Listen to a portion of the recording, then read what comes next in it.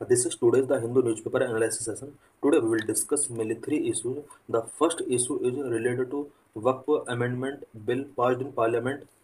The second issue is what is the protocol for defense export, and the third issue is related to BIMSTEC summit. So let's discuss all the issues in detail.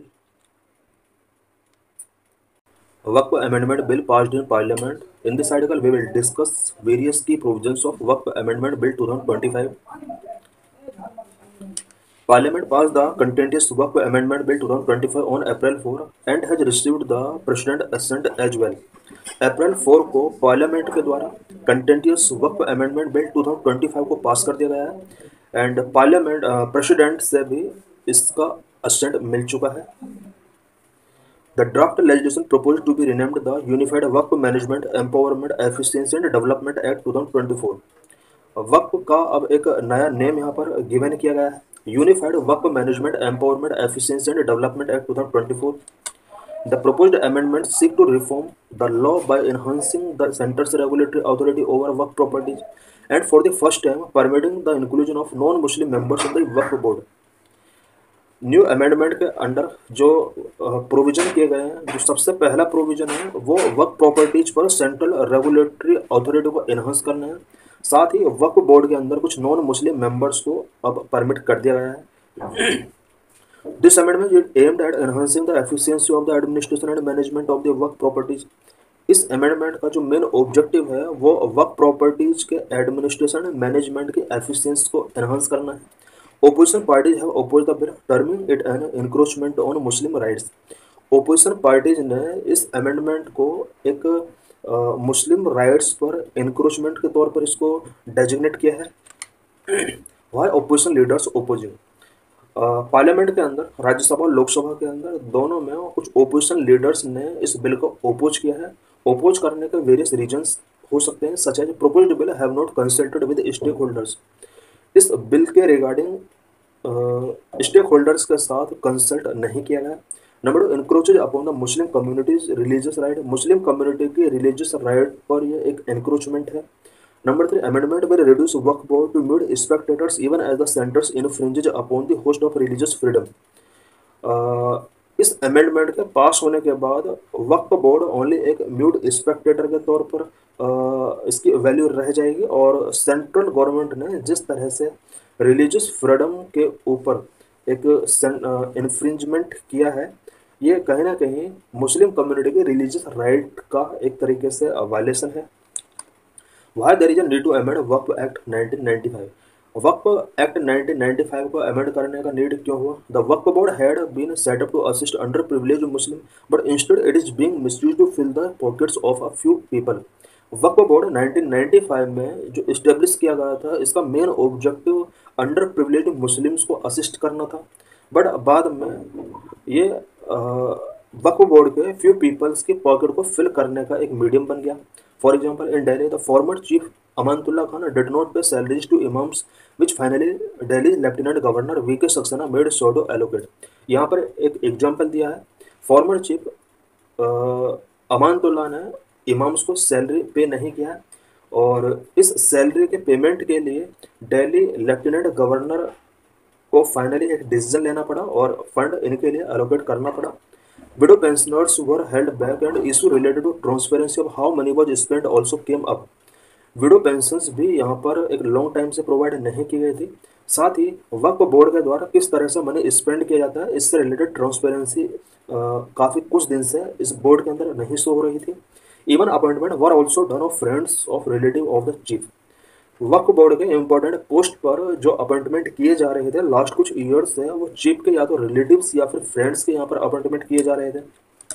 ये कुछ issues थे जिसकी वजह से वक्फ board या वक्फ act के अंदर amendment करना पड़ा. वक्फ लॉ इन इंडिया. इंडिया में वक्फ लॉ के रिगार्डिंग यहाँ पर क्या क्या प्रोविजंस हैं? द इस्लामिक लॉ वक्फ रेबड property dedicated in the name of God for religious and charitable purpose.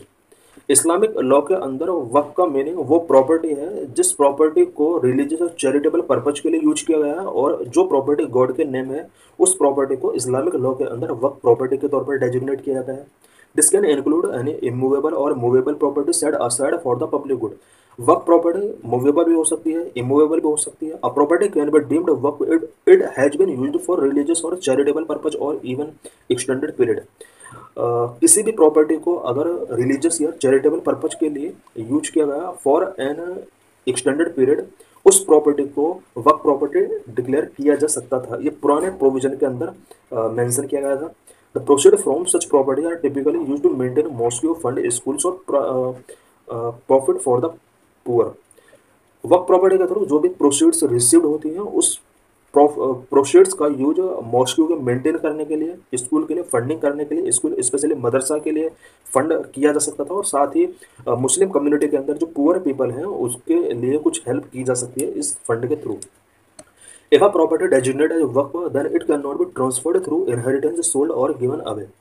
अगर किसी प्रॉपर्टी को एक बार वर्क प्रॉपर्टी डिक्लेयर कर दिया गया है, उस प्रॉपर्टी को इनहेरिटेंस, सोल्ड या किसी अदर मीडियम के थ्रू ट्रांसफर नहीं किया जा सकता। A non Muslim is also allowed to create a वर्क as long as the objective of creating it align with Islamic principles. कोई नॉन मुस्लिम मेंबर भी किसी प्रॉपर्टी को वर्क प्रॉपर्टी डिक्लेयर कर सकता था अगर वो इस्लामिक प्रिंसिपल्स के साथ अपने आप को अलाइन कर लेता है। बट न्यू प्रोविजन के अकॉर्डिंग ये मेंशन कर दिया गया है कि कम से कम 5 ईयर मुस्लिम या इस्लाम उसको प्रैक्टिस करना होगा अगर किसी प्रॉपर्टी को वर्क प्रॉपर्टी डेजिग्नेट करना है। इन इंडिया वर्क्स are regulated by 1995 act. Each वर्क इज मैनेज्ड बाय मुताबिक custodian who oversees its administration. हर वर्क को एक मुताबिक के द्वारा मैनेज किया जाता है। मुताबिक मीन्स जो कस्टडियन होगा किसी वर्क प्रॉपर्टी का, मुताबिक की रिस्पॉन्सिबिलिटी है कि वो किसी वर्क प्रॉपर्टी का एडमिनिस्ट्रेशन को ओवरसी करे। While similar to a trust established under the Indian trust act of 1882, a Waqf unlike a trust can not be dissolved by a board. Waqf भी एक ट्रस्ट की तरह है और इंडियन ट्रस्ट एक्ट 1882 के अंदर सभी ट्रस्ट को एडमिनिस्टर या मैनेज किया जाता है। बट वक्फ और ट्रस्ट में थोड़ा डिफरेंस ये है कि ट्रस्ट को डिजोल्व किया जा सकता है, बट वक्फ को वक्फ बोर्ड के द्वारा डिजोल्व नहीं किया जा सकता। The role of Waqf board. 1995 act establish Waqf board in each state to oversee the administration of वर्क properties within their jurisdiction. 1995 का एक्ट हर स्टेट के अंदर वक्फ बोर्ड एस्टेब्लिश करता है जो कि उस स्टेट के अंदर आने वाले वक्फ प्रॉपर्टीज के एडमिनिस्ट्रेशन को ओवरसी करता है। ईच स्टेट वक्फ बोर्ड है, हर स्टेट का जो वक्फ बोर्ड होता है उसके अंदर कौन कौन से मेंबर होते हैं। चेयरपर्सन, इसका एक चेयरपर्सन होता है। वन और two nominees from the state government. State government के द्वारा 1 और 2 नॉमिनीज इस बोर्ड के अंदर अपॉइंट किए जाते हैं। मुस्लिम लेजिस्लेचर्स इसके मेंबर होते हैं। रिकॉग्नाइज्ड इस्लामिक स्कॉलर्स इसके मेंबर होते हैं। मुताबिक ऑफ द वक्फ इसके मेंबर होते हैं।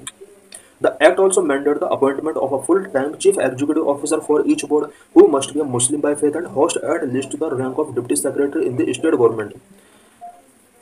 1995 एक्ट के अकॉर्डिंग हर स्टेट के अंदर एक चीफ एग्जीक्यूटिव ऑफिसर होता है जो कि मुस्लिम फेथ रखता है। साथ ही ये जो चीफ एग्जीक्यूटिव ऑफिसर होगा ये deputy secretary in the state government के रैंक के इक्विवेलेंट होगा। The Waqf board is authorise to manage वर्क properties and take measures to recover lost assets. Waqf board को ऑथराइज किया गया है कि वो वक्फ प्रॉपर्टीज को मैनेज कर सकते हैं और साथ ही लॉस्ट एसेट्स को रिकवर करने के लिए कुछ मेजर्स टेकिंग कर सकते हैं। It can also sanction the transfer of immovable वर्क property through sale, gift, mortgage, exchange और लीज। वक्फ बोर्ड को ये पावर दी गई है कि वो इमूवेबल वर्क प्रॉपर्टी को सेल कर सकते हैं, गिफ्ट कर सकते हैं, मॉर्गेज, एक्सचेंज और लीज कर सकते हैं। However, this would require the approval of at least 2/3 of the board member. अगर किसी प्रॉपर्टी को सेल, गिफ्ट, मॉर्गेज, एक्सचेंज करना है तो उसके लिए वक्फ बोर्ड मेंबर के 2/3 मेजोरिटी से यहाँ पर एक अप्रूवल टेकिंग करना होगा और इस अप्रूवल के लिए अबाउट 66% का यहाँ पर मेजोरिटी होना चाहिए। सेंट्रल वर्क council legislation also establish the central वर्क council, a national advisory body under the ministry of minority affair. Central वर्क काउंसिल 1995 एक्ट के अंडर सेंट्रल वर्क काउंसिल का भी यहाँ पर प्रोविजन किया है। सेंट्रल वर्क council ministry of minority affairs के अंडर एक नेशनल एडवाइजरी बॉडी है। The council ensure the uniform administration of वर्क properties across the country and is headed by union minister of minority affairs.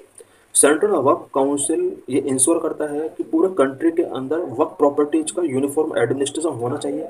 Central वर्क council का जो leader होता है या इसको जो चेयरमैन होता है वो union minister of minority affair होता है। It also advised the union government on work-related issues, including policy development, implementation of work law, and resolution of inter-state dispute. Central वर्क काउंसिल यूनियन गवर्नमेंट को वर्क पर related issues से पर एडवाइज करता है. वर्क पर related issues such as policy development, implementation of वर्क law, resolution of inter state dispute, इन सभी इश्यूज पर सेंट्रल वर्क काउंसिल यूनियन गवर्नमेंट को एडवाइस करता है. Key changes in the proposed bill, अभी जो ये बिल पास किया गया पार्लियामेंट के द्वारा, इस बिल के अंदर क्या क्या न्यू प्रोविजंस किए गए हैं. Number one, definition of Waqf altered. अब इसमें वक्फ का डेफिनेशन एल्टर कर दिया गया है. Under the bill only lawful property owners have practice Islam for at least 5 years are authorized to create Waqf properties through the execution of formal deeds. New provision के अंदर ये मेंशन किया गया है कि एक लॉफुल ओनर प्रॉपर्टी ओनर जो at least 5 year से इस्लामिक प्रैक्टिस कर रहा है, वही पर्सन किसी भी प्रॉपर्टी को वक्फ प्रॉपर्टी डिक्लेयर कर सकता है और उसके लिए फॉर्मल डीड्स का नीड होगा. इससे पहले क्या होता था कि कोई भी पर्सन किसी भी प्रॉपर्टी को वक्फ प्रॉपर्टी डिक्लेयर कर सकता था, बट इसमें प्रोविजन कर दिया गया है कि जो पर्सन प्रॉपर्टी को वक्फ प्रॉपर्टी डिक्लेयर करेगा वो एटलीस्ट 5 ईयर से इस्लाम प्रैक्टिस करने वाला होना चाहिए और लॉफुल प्रॉपर्टी ओनर होना चाहिए. This revision abolished the work by use concept, which permits a property to be considered work based on usage even if the original deed was disputed. इससे पहले प्रोविजन किया गया था कि अगर किसी भी प्रॉपर्टी को वक्फ के द्वारा यूज किया गया है स्पिरिचुअल पर्पज के लिए, उस प्रॉपर्टी को वक्फ प्रॉपर्टी डिक्लेयर किया जा सकता था. इसको वक्फ बाय यूज कंसेप्ट बोला जाता है. बट इस प्रोविजन को अब अबोलिश कर दिया गया है और अब किसी भी प्रॉपर्टी को वक्फ बाय यूज कंसेप्ट के बेस पर वक्फ प्रॉपर्टी डिक्लेयर नहीं किया जा सकता. Traditionally Waqf properties were often dedicated orally until formal documentation become standard practice. Traditionally किसी भी प्रॉपर्टी को वक्फ प्रॉपर्टी ओरली डिक्लेयर किया जा सकता है और तब तक जब तक कि उसका स्टैंडर्ड डॉक्यूमेंटेशन कंप्लीट ना हो जाए. To prevent any fraudulent Waqf claim, the new bill stipulate any government property identified और declared as Waqf property before और after the commencement of this act shall not be recognised as Waqf property. Waqf के द्वारा किसी भी property को वक्फ क्लेम करने के इस प्रोविजन को प्रिवेंट करने के लिए न्यू बिल के अंदर एक प्रोविजन किया गया है कि कोई भी प्रॉपर्टी जो इस एक्ट के बिफोर या एक्ट के आफ्टर अगर किसी भी प्रॉपर्टी को वक्फ प्रॉपर्टी डिक्लेयर किया गया है तो उसको वक्फ प्रॉपर्टी अब रिकॉग्नाइज नहीं किया जाएगा.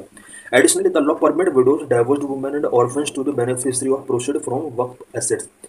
न्यू प्रोविजन के अंडर ये मेंशन किया गया है कि वक्फ एसेट्स के थ्रू जो भी प्रोसीड्स मिलती हैं उन प्रोसीड्स का यूज विडोज के लिए, डाइवोर्स्ड वुमेन के लिए, ऑर्फन्स के लिए लॉफुली परमिट किया जाएगा. Number of inclusion of non Muslims. अब बोर्ड के अंदर नॉन मुस्लिम्स का यहाँ पर इंक्लूजन कर दिया गया है. One of the most contentious aspect of the bill is the proposed inclusion of non Muslims in key Waqf institution, the central Waqf council, state Waqf board and Waqf tribunals. इस लॉ के अंडर जो कंटेंटियस एस्पेक्ट है वो है वक्फ इंस्टीट्यूशंस के अंदर non Muslims का inclusion, such as central Waqf council, state Waqf board and Waqf tribunal. इन सभी के अंदर अब नॉन मुस्लिम्स का इंक्लूजन किया जाएगा.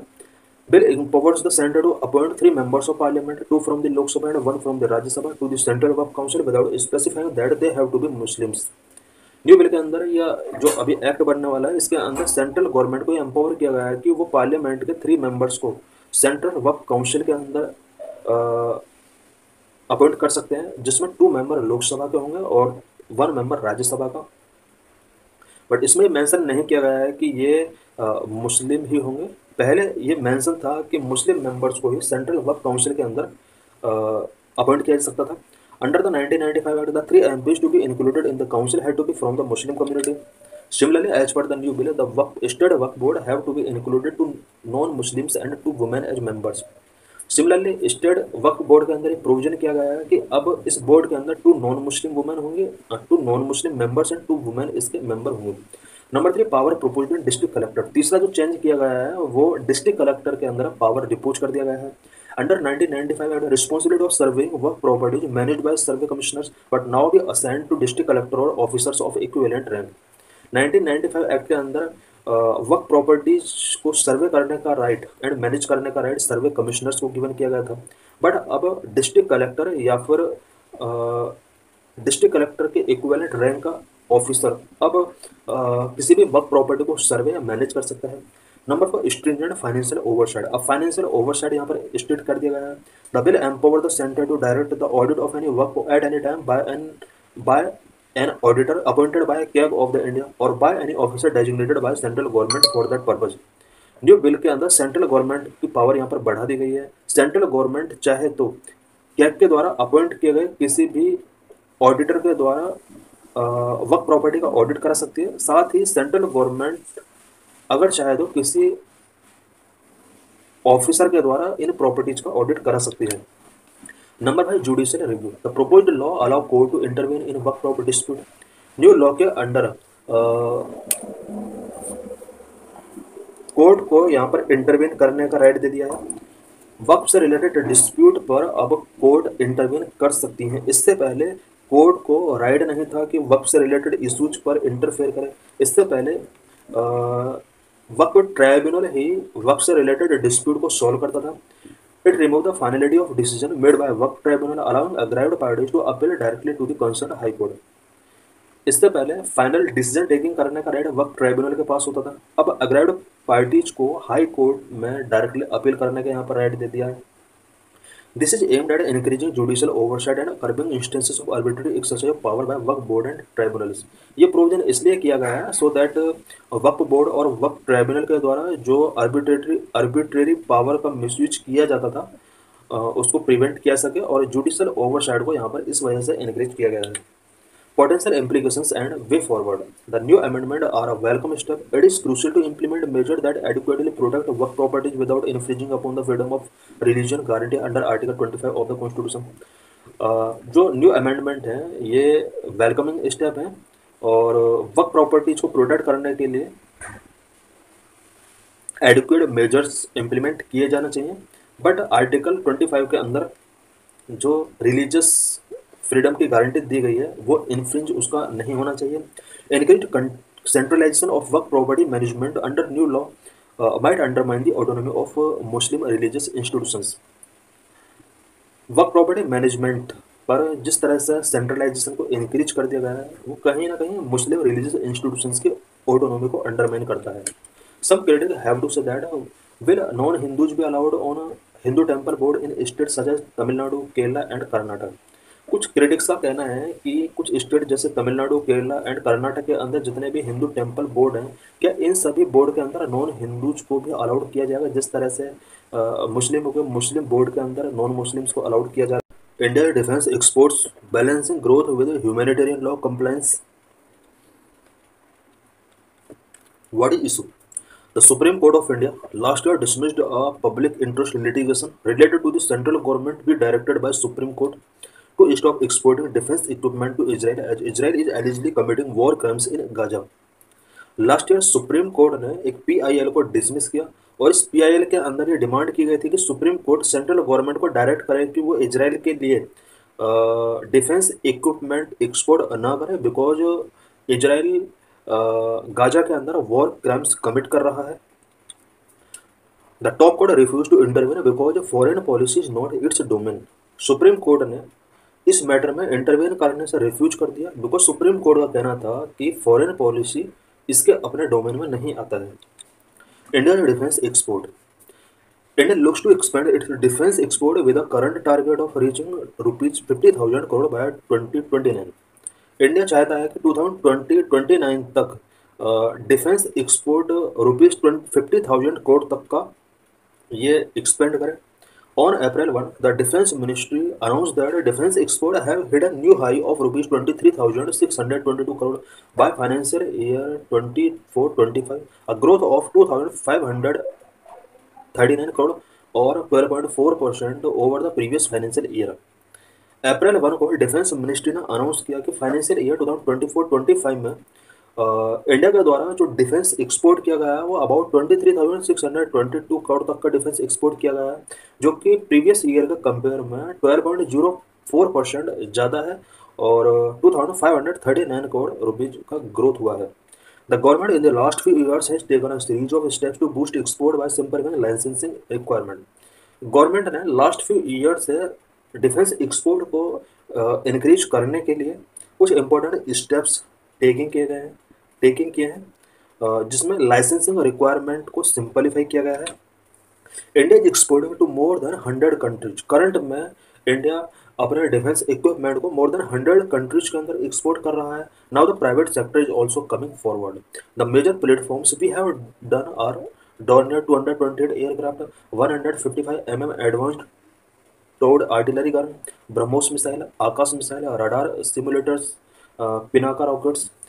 करंट में जो हम 100 कंट्रीज के लिए डिफेंस एक्सपोर्ट कर रहे हैं, इनमें ड्रोनियर 228 एयरक्राफ्ट इंक्लूड है, 155 advance towed artillery gun include है, ब्रह्मोस मिसाइल, आकाश मिसाइल इसके अंदर इंक्लूड है। साथ ही राडार सिमुलेटर्स, पिनाका रॉकेट्स भी हम अदर कंट्रीज के लिए एक्सपोर्ट कर रहे हैं। What is international law regarding arms export? Arms export के रिगार्डिंग इंटरनेशनल लॉ क्या क्या है? The most important treaty related to arm export is the armed trade treaty aimed at regulating international trade in conventional arms. Arms export के लिए जो सबसे important treaty हुआ है वो आर्म्ड ट्रेड ट्रीटी हुआ है, जो कि कॉन्वेंशनल आर्म्स के इंटरनेशनल ट्रेड को रेगुलेट करता है। Article 63 of ATT armed trade treaty bar a country from supplying conventional arm if these arms would be used to commit war crimes. Arm trade treaty के article 63 के according किसी भी country के अंदर conventional arm को supply नहीं किया सकता अगर वो कंट्री इन आर्म्स का यूज वॉर क्राइम्स कमिट करने के लिए करता है। Article 7 obligate states to assess whether the conventional arm they export would be used by importing country to commit or facilitate a serious violation of international humanitarian law। ATT के article 7 के अंदर state के लिए obligation given किया गया है कि state देखे कि जिस कंट्री को आर्म्ड एक्सपोर्ट किए जा रहे हैं वो कंट्री इंटरनेशनल ह्यूमैनिटेरियन लॉ का वायलेशन तो नहीं कर रहे हैं इन आर्म्स का यूज करके। India is not a signatory to this ATT। ATT का इंडिया सिग्नेटरी नहीं है। As a result this treaty is not binding on India and can not be judicially incorporated though some provisions of ATT reflect customary international law. India ATT का signatory नहीं है और यही वजह है कि इंडिया के ऊपर ATT बाइंडिंग नहीं है। बट इंडिया ATT के कुछ प्रोविजंस को कस्टमरी इंटरनेशनल लॉ में इंडिया के अंदर ये रिफ्लेक्ट होते हैं। इट मीन्स ATT के कुछ प्रोविजन कस्टमरी इंटरनेशनल लॉ में रिफ्लेक्ट होते हैं। What are India's obligations on a defense export? Defence export पर इंडिया के क्या क्या ऑब्लिगेशंस हैं? India is a member signatory to international convention on disarmament and non proliferation such as chemical weapons convention, biological weapons convention. India कुछ international conventions on disarmament and non proliferation का एक signatory member है, such as chemical weapon convention का signatory member है, biological weapons convention का signatory member है। India is also member of major multilateral export control regime. India major multilateral export control regime का भी member है, such as missile technology control regime का member है। Wassenaar arrangement on munitions and military items का ये एक member country है। Australia group on biological and chemical items इसका भी एक मेंबर कंट्री है। In line with this, India maintains a list of items controlled for export under the Special Chemicals, Organisms, Material, Equipment and Technologies list. India special chemical organisms, material, equipment and technologies list के अंदर जितने भी items listing किए गए हैं इनके control export को control करता है। There are 8 categories under the SCOMET list and the department of defence production issues authorisation for export of munitions list item covered in category 6। SCOMET के अंदर 8 कैटेगरी के आइटम्स हैं और इन आइटम्स के एक्सपोर्ट को इंडिया ने बैन किया हुआ है। Legal gap in India, India के अंदर डिफेंस एक्सपोर्ट से रिलेटेड क्या लीगल गैप है? There is no regulations in Indian law as the UK's export control act और the European Union regulations. India के अंदर इंडियन लॉ में डिफेंस एक्सपोर्ट के लिए कोई रेगुलेशन नहीं है, जिस तरह से यूके के अंदर यूके एक्सपोर्ट कंट्रोल एक्ट है एंड यूरोपियन यूनियन में EU रेगुलेशंस हैं। The Indian foreign trade act 1992 read with the weapons of mass destruction of their and their delivery systems, prohibition of unlawful activities, WMDA Act 2005 empowered the central government to regulate the export। India के अंदर Indian foreign trade act 1992 है, इसके under WMDA act 2005 जो कि central government को export को regulate करने के लिए एम्पावर करता है। Section 35 and 2 of WMDA and FTA, these sections is India's international obligations under any bilateral, multilateral or international treaty, convention and convention।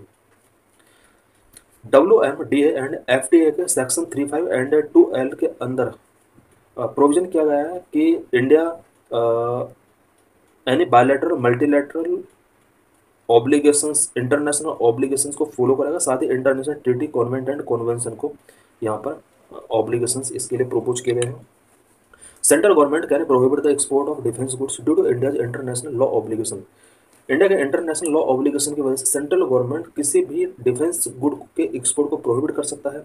As per India's domestic law, the central government unlike in the UK and the European Union countries is not under an obligation to review the IHL compliance of the country to which India is exporting defense goods। India के अपने domestic law के according central government किसी भी country के लिए export किए गए defence goods पर IHL के कंप्लायंस को रिव्यू नहीं कर सकता। इंटरनेशनल ह्यूमैनिटेरियन लॉ के कंप्लायंस को यहाँ पर रिव्यू करने की जरूरत नहीं है। Thus it is a legal gap. India के अंदर ये एक लीगल गैप है। It means international humanitarian law का अगर वायलेशन इंडिया अपने डिफेंस गुड्स को एक्सपोर्ट करके कर रहा है तो इंडिया के लिए ये एक बहुत बड़ी प्रॉब्लम नहीं है, बिकॉज ATT का मेंबर नहीं है और इंडिया के लिए एक ये लीगल गैप हो सकता है। What about India liability under the IHL? IHL के अंडर इंडिया की क्या लायबिलिटी है? Common Article 1 of the Geneva Convention, which is binding on India, obligates all states to respect and to ensure respect for IHL।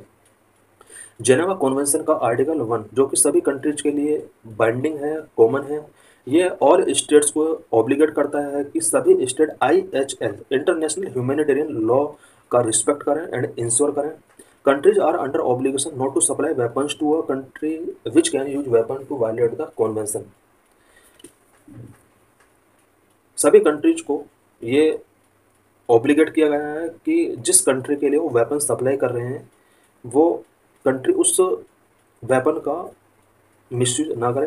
Van India domestic law, the WMDA and FTA are read in light of India's IHL obligation, a clear duty arise not to supply weapon to a country that would use them to breach its IHL obligation. India के domestic law WMDA and FTA अगर इन्हें IHL obligation के साथ read किया जाता है तो ये क्लियर हो जाता है कि इंडिया किसी भी ऐसे कंट्री को वेपन सप्लाई नहीं कर सकता जो कंट्री इन वेपन्स का मिसयूज कर सकता है। But rather than deriving this obligation using international law, it would be better for India to amend the WMDA and FTA to explicitly assess the IHL compliance of countries importing Indian defense goods। India को other IHL obligations को evaluate करने से ज़्यादा better ये रहेगा कि WMDA and FTA के अंदर इंडिया को अमेंडमेंट करने चाहिए। This way India will store up its credibility as a responsible defence exporting nation. इससे इंडिया एक defence exporting responsible defence exporting nation के तौर पर इसकी क्रेडिबिलिटी बढ़ सकती है। What are the steps taken to boost export? India के द्वारा डिफेंस एक्सपोर्ट को बूस्ट करने के लिए क्या क्या स्टेप टेकन किए गए हैं? Various policy measures have been adopted to each the approval certification of Indian firms for defense production।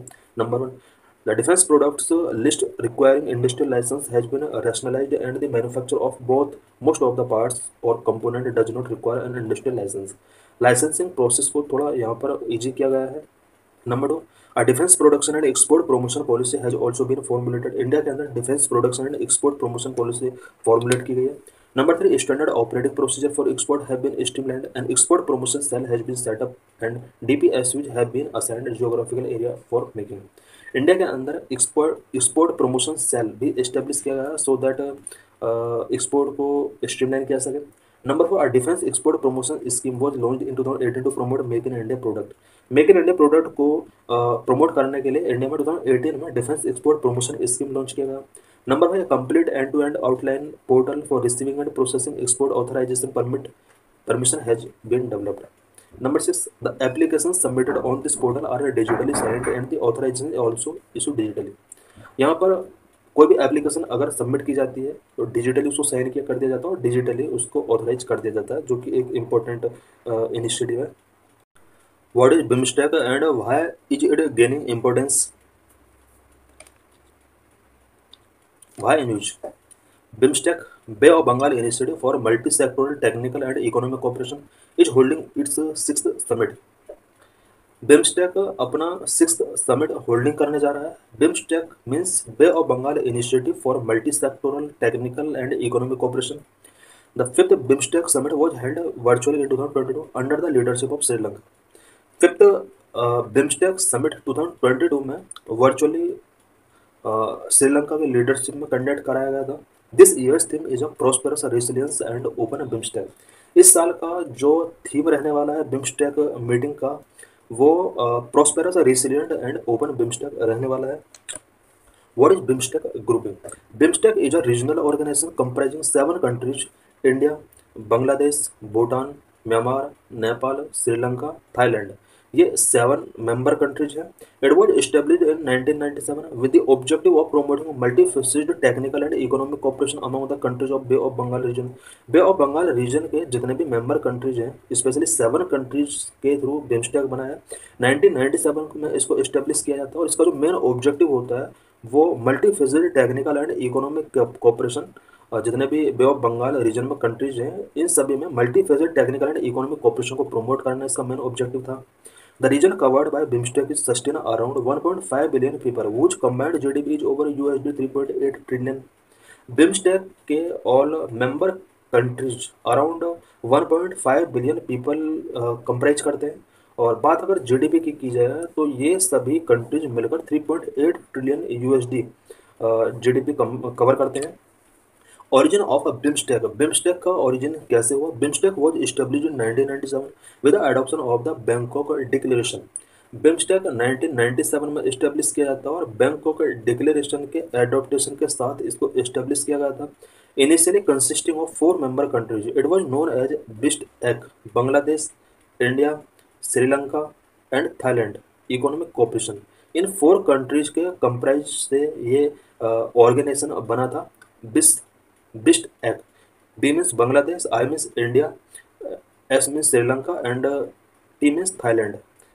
Bangladesh, India, Sri Lanka, Thailand economic cooperation, इस सभी का एक इकोनॉमिक कोऑपरेशन था. स्टार्टिंग में 4 मेंबर कंट्रीज इसके थे. It was renamed BISTEC in 1997 after Myanmar joint.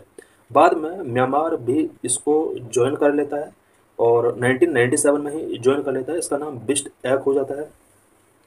After admission of Nepal and Bhutan in 2004 its name change to bay of Bengal initiative for multi sectoral technical and economic cooperation, BIMSTEC.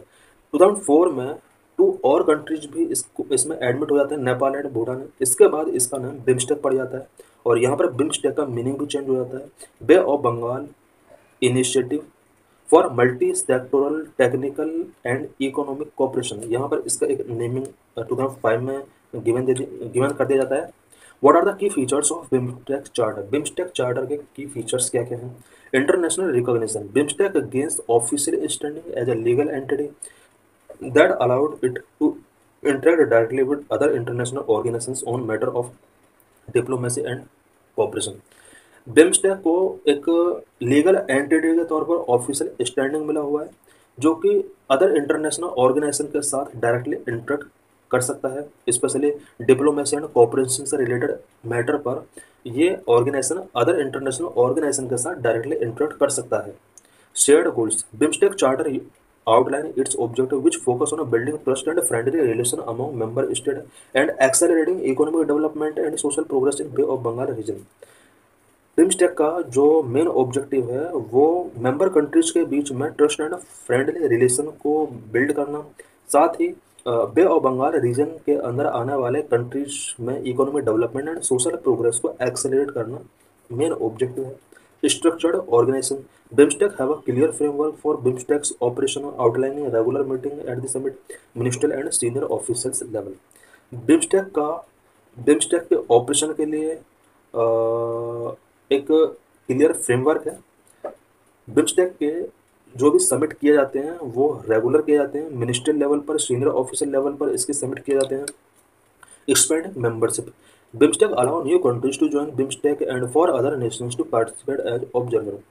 BIMSTEC को join करने के लिए new countries को allow करता है और साथ ही other Nations को एज ए ऑब्जर्वर पार्टिसिपेट करने के लिए अलाउ करता है. So thanks for